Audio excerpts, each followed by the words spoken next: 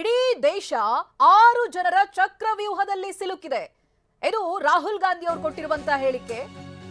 ಯಾರ್ಯಾರ 6 ಜನ ಅಂತ? ನರೇಂದ್ರ ಮೋದಿ, ಅಮಿತ್ ಶಾ, ಮೋಹನ್ ಭಾಗವತ್, ಅಜಿತ್ ದೋವಲ್, ಅಂಬಾನಿ, ಅದಾನಿ ಕೈಯಲ್ಲಿ ಸಿಲುಕಿದೆ. ಈ 6 ಜನರ ಚಕ್ರವ್ಯೂಹದಲ್ಲಿ ದೇಶ ಸಿಲುಕಿದೆ ಅಂತ ರಾಹುಲ್ ಗಾಂಧಿ ಹೇಳಿದ್ದಾರೆ. ಲೋಕಸಭೆ ವಿಪಕ್ಷ ನಾಯಕ ರಾಹುಲ್ ಗಾಂಧಿ ವಾಗ್ದಾಳಿಯನ್ನು ನಡೆಸಿರುವಂತಹ ರೀತಿ ಇದು. ಸಾವಿರಾರು ವರ್ಷಗಳ ಹಿಂದೆ ಚಕ್ರವ್ಯೂಹ ರಚಿಸಿದ್ರು. ಈಗ ಚಕ್ರವ್ಯೂಹಕ್ಕೆ ಮತ್ತೊಂದು ಹೆಸರು ಪದ್ಮವ್ಯೂಹ ಅಂತ. ಪದ್ಮ ಅಂದ್ರೆ ಕಮಲ, ಕಮಲದ ವ್ಯೂಹವನ್ನ ರಚಿಸಿದ್ರು. 6 ಜನರು ಚಕ್ರವ್ಯೂಹದಲ್ಲಿ ಅಭಿಮನ್ಯುವನ್ನ ಸಿಲುಕಿಸಿದ್ರು. ಅದೇ ರೀತಿ ಈಗ ಯುವಕರು, ರೈತರು, ಮಹಿಳೆಯರು ಹಾಗೆ ಸಣ್ಣ ಮಧ್ಯಮ ವ್ಯಾಪಾರಿಗಳನ್ನ ಪದ್ಮವ್ಯೂಹದಲ್ಲಿ ಸಿಲುಕಿಸಿದ್ದಾರೆ. ಹೀಗಂತ ಲೋಕಸಭೆ ವಿಪಕ್ಷ ನಾಯಕ ರಾಹುಲ್ ಗಾಂಧಿ ವಾಗ್ದಾಳಿಯನ್ನ ನಡೆಸಿದ್ರು. ಇಡೀ ದೇಶವನ್ನ 6 ಜನ ಕಂಟ್ರೋಲ್ ಮಾಡ್ತಾ ಇದ್ದಾರೆ ಅಂತ ಹೇಳಿದ್ದಾರೆ. चक्रव्यूह के बारे में थोड़ी रिसर्च की और पता लगा कि चक्रव्यूह का एक दूसरा नाम होता है पद्मव्यूह, मतलब लोटस फॉर्मेशन. तो जो चक्रव्यूह होता है स्पीकर सर, वो लोटस के शेप में होता है, कमल के फूल के शेप में होता है. 21वीं सदी में सर एक नया चक्रव्यूह तैयार हुआ है स्पीकर सर, वो भी लोटस की शेप में है सर, और उसका चिन्ह प्रधानमंत्री जी अपनी छाती पर लगा के चलते हैं. सर, जो अभिमन्यु के साथ किया गया था, जो अभिमन्यु को चक्रव्यूह में फंसाया गया था, वही हिंदुस्तान के साथ किया गया है. हिंदुस्तान के युवाओं के साथ, हिंदुस्तान के किसानों के साथ, हमारी माताओं बहनों के साथ, स्मॉल बिजनेसेस के साथ, मीडियम साइज बिजनेस के साथ. सर, अभिमन्यु को 6 लोगों ने मारा था. उनके नाम द्रोणाचार्य, कर्ण, कृपाचार्य, कृतवर्मा, अश्वत्थामा और शकुनी. सर, आज भी चक्रव्यूह के बीच में 6 लोग हैं. सर, चक्रव्यूह के बिल्कुल सेंटर में, चक्रव्यूह में हजारों लोग होते हैं सर, मगर उसके बिल्कुल सेंटर में 6 लोग कंट्रोल करते हैं. तो जैसे उस टाइम 6 लोग कंट्रोल करते थे, वैसे आज भी 6 लोग कंट्रोल कर रहे हैं. चक्रव्यूह को नरेंद्र मोदी जी, अमित शाह जी, मोहन भागवत जी, अजीत दोवल जी, अंबानी और अदानी जी कंट्रोल कर रहे हैं. First is the idea of monopoly capital, that 2 people should be allowed to own the entire Indian wealth. So one element of the Chakravyu is coming from the concentration of financial power. The second element, sir, मैं budget को explain कर रहा हूं sir, मैं आ रहा हूं, वहीं आ रहा हूं sir. So one element is financial power. The second element is the institutions, the agencies, CBI, ED, Income Tax Department of this nation, and the third is the political executive. Speaker sir, these 3 together are at the heart of the Chakravyu, and they have devastated this country. Speaker sir, my expectation was that this budget would weaken the power of this Chakravyu, that this budget would help the farmers of this country, would help the youth of this country, would help the laborers, the small businesses of this country. But what I have seen is that this budget, the sole aim of this budget, iski jo niyat hai, it is to strengthen this framework, the framework of big business, monopoly business, the framework of a political monopoly that destroys the democratic structure, and finally the framework of what one can call the deep state or the agencies. And the result of this has been the first पहला काम इस चक्रव्यूह ने क्या किया, जो हिंदुस्तान को रोजगार देते हैं, स्मॉल एंड मीडियम बिजनेसेस हैं, जो करोड़ों युवाओं को रोजगार देते थे, उन पर इस चक्रव्यूह ने आक्रमण किया. कैसे किया? नोटबंदी, जीएसटी और टैक्स टेररिज्म। आप लोग आतंकवाद की बात करते हो। पूरे देश में अगर कोई भी व्यक्ति छोटा बिजनेस चलाता है तो रात को उसको फोन कॉल आता है इनकम टैक्स डिपार्टमेंट से, जीएसटी से, और टैक्स टेररिज्म का वो शिकार बनता है। ಇನ್ನು ಮಧ್ಯಮ ವರ್ಗದವರಿಗೆ 2 ಚೂರಿ ಹಾಕಿದ್ದಾರೆ. ಪ್ರಧಾನಿ ಮೋದಿ ವಿರುದ್ಧ ರಾಹುಲ್ ಗಾಂಧಿ ವಾಗ್ದಾಳಿಯನ್ನ ನಡೆಸಿದ್ರು. ಮಧ್ಯಮ ವರ್ಗದವರು ನೀವು ಹೇಳಿದ ಹಾಗೇನೆ ಮಾಡ್ತಾ ಇದ್ರು. ಕೇಂದ್ರ ಬಜೆಟ್ ವಿರುದ್ಧವಾಗಿ ರಾಹುಲ್ ಗಾಂಧಿ ವಾಗ್ದಾಳಿಯನ್ನ ನಡೆಸಿದ್ದಾರೆ.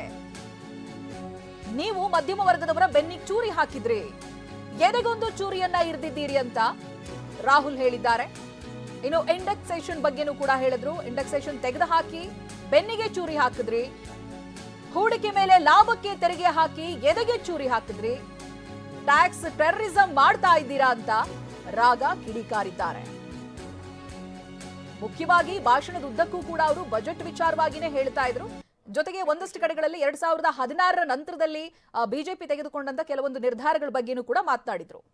लीगल गारंटीड एमएसपी, हमारा एक्सपेक्टेशन था कि जो अन्नदाता है, जो सरकार से सिर्फ एक चीज मांग रहा है, लीगल गारंटीड एमएसपी, हमें लगता था कि ये कोई बड़ा काम नहीं है सर, ये इतना बड़ा काम नहीं है। हमें लगता था कि अगर सरकार बजट में इसका प्रोविजन कर देती, अगर बजट में इसका प्रोविजन कर देती तो जो हमारे किसान हैं, जो चक्रव्यूह में, आपके चक्रव्यूह में फंसे हैं, वो निकल पाते। ये हमारी थिंकिंग थी। मगर आपने नहीं किया। तो मैं यहां इंडिया गठबंधन के तरफ से गारंटी देता हूं कि हम ये काम करके दिखा देंगे।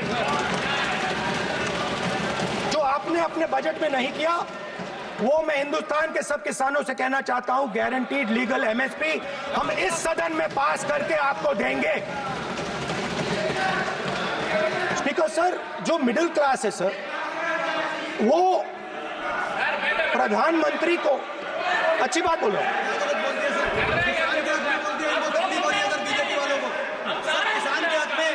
अगर नेता विपक्ष बोल रहे हैं तो आप बैठे टिप्पणी आप मत करो, आप करोगे तो वो भी करेंगे। आप मत करो, मैं सब साइलेंट करो प्लीज। फिर टिप्पणी कर रहे हो आप, प्लीज माननीय सर मिडिल क्लास जो है वो शायद इस बजट से पहले प्रधानमंत्री को सपोर्ट करता था। जब प्रधानमंत्री ने कोविड के समय उनसे थाली बजवाई थी तो उन्होंने दबाकर थाली बजाई, धड़ धड़ धड़ धड़ धड़ थाली बजा बजाई। हमें अजीब लगा, मगर प्रधानमंत्री ने मिडिल क्लास को ऑर्डर दिया तो मिडिल क्लास ने थाली बजाई। उसके बाद प्रधानमंत्री ने उसी मिडिल क्लास से कहा मोबाइल फोन की लाइट जलाओ, और मोबाइल फोन की लाइट जली। मिडिल क्लास ने, पूरे हिंदुस्तान में मिडिल क्लास ने मोबाइल फोन की लाइट जला दी। अब इस बजट में आपने उसी मिडिल क्लास के एक छुरा पीठ में मारा, दूसरा छुरा छाती में, एक इधर मारा और एक इधर मारा। इंडेक्सेशन जो आपने कैंसिल की वो पीठ में छुरा था, और जो कैपिटल गेन्स टैक्स आपने बढ़ाया वो छाती में छुरा। 73% का एक है ही नहीं सर, ये आप लोग हलवा खा रहे हो। 73% का एक है ही नहीं सर, ये आप लोग हलवा खा रहे हो, और बाकी देश को हलवा मिल ही नहीं रहा है। ठीक है सर, 20 अफसरों ने। ಇನ್ನು ರಾಹುಲ್ ಗಾಂಧಿ ಹೇಳಿಕೆಗೆ ಕಿರಣ್ ರಿಜಿಜು ಆಕ್ಷೇಪವನ್ನ ಎತ್ತಿದ್ರು. ರಾಹುಲ್ ಸಂಸತ್ನ ಘನತೆಯನ್ನ ಕಾಪಾಡುವಂತ ಹೇಳಿಕೆ ನೀಡಬೇಕು, ರಾಹುಲ್ ಹೇಳಿಕೆಯಿಂದಾಗಿ ಸಂಸತ್ ಘನತೆಗೆ ಧಕ್ಕೆ ಉಂಟಾಗ್ತಾ ಇದೆ ಅಂತ ಕಿರಣ್ ರಿಜಿಜು ಆಕ್ಷೇಪ ವ್ಯಕ್ತಪಡಿಸಿದ್ರು. कि इन दोनों के बारे में आप बोल ही नहीं सकते तो वो तो हमारे लिए एक्सेप्टेबल ही नहीं है सर, हमें तो बोलना है। अब आप चाहते हो कि नाम ना ले तो कोई और सिस्टम दे दीजिए हमें। आपके संसदीय कार्य मंत्री जी please No, I'm not giving. I'm not yielding. I'm not yielding. I'm not yielding. I'm not yielding. Sit down. I'm not yielding. I'm not yielding. I'm not yielding. I'm not yielding.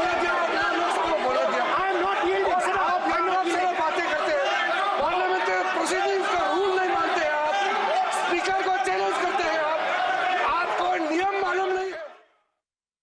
Singh ji. अध्यक्ष महोदय, नेता प्रतिपक्ष ने budget के संबंधित जो भी भ्रांतियां पैदा की हैं, जब बजट से संबंधित जवाब देने के लिए वित्त मंत्री जी खड़ी होंगी तो उन भ्रांतियों को लेकर जो भी क्लैरिफिकेशन देना है, जो कुछ भी देश को संदेश देना है, वो अपनी तरफ से संदेश देंगी। क्योंकि मैं मानता हूं कि कई भ्रांतियां बजट को लेकर पैदा की गई हैं, लेकिन देश की सीमा की सुरक्षा जिन बहादुर जवानों के हाथों में रहती है, सेना के जवानों में, यह इतना संवेदनशील मुद्दा है इस देश की सुरक्षा का, और सेना से जुड़े हमारे अग्निवीर के जवानों को लेकर जो देशवासियों को गुमराह करने की कोशिश की जा रही है, उस संबंध में मैं कहना चाहता हूं अध्यक्ष महोदय, जब भी आपका आदेश होगा इस सदन के समक्ष मैं पूरी तरह से अपना अग्निवीरों को लेकर इस ದೇಶದ ಯುವಕರು ಹಿಂದುಳಿದವರು ಅಭಿಮನ್ಯು ಅಲ್ಲ. ಬಿಜೆಪಿಯವರು ಇವರನ್ನ ಅಭಿಮನ್ಯು ಅಂತ ಅಂದುಕೊಂಡಿದ್ದಾರೆ. ಆದ್ರೆ ಅವರು ಅಭಿಮನ್ಯು ಅಲ್ಲ, ಅರ್ಜುನರಾಗಿದ್ದಾರೆ. ಲೋಕಸಭೆಯಲ್ಲಿ ವಿಪಕ್ಷ ನಾಯಕ ರಾಹುಲ್ ಗಾಂಧಿ ಇವತ್ತು ಕೊಟ್ಟಿರುವಂತಹ ಹೇಳಿಕೆ ಇದು. उसको चक्रव्यूह को पद्मव्यूह भी कहा जाता है। सर, जो पद्मव्यूह वाले हैं इनको गलतफहमी है। ये सोचते हैं कि देश के युवा, देश के पिछड़े लोग अभिमन्यु हैं। देश के पिछड़े लोग अभिमन्यु नहीं है, अर्जुन है। और वो जो आपका चक्रव्यूह है उसको फोड़ के फेंक देंगे, फेंकने वाले हैं। पहला कदम इंडिया गठबंधन ने ले लिया, पहला कदम इंडिया गठबंधन ने ले लिया। आपके प्रधानमंत्री की कॉन्फिडेंस को हमने उड़ा दिया। मतलब आपके प्रधानमंत्री भाषण में आ ही नहीं पा रहे। और मैं आपको एडवांस में बता देता हूं, मेरे भाषण में कभी नहीं आएंगे।